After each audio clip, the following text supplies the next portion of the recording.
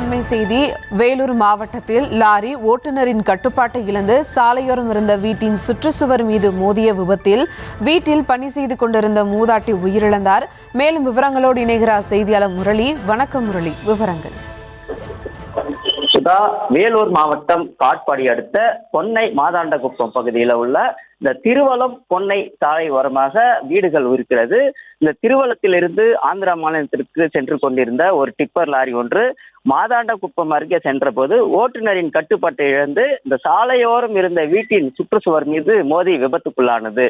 இந்த விபத்தில் வீட்டில் பணி செய்து கொண்டிருந்த இந்த கங்கையம்மாள் என்ற 70 வயது மூதாட்டி அந்த விபத்தில் சம்பவ இடத்திலே உயிரிழந்தார்.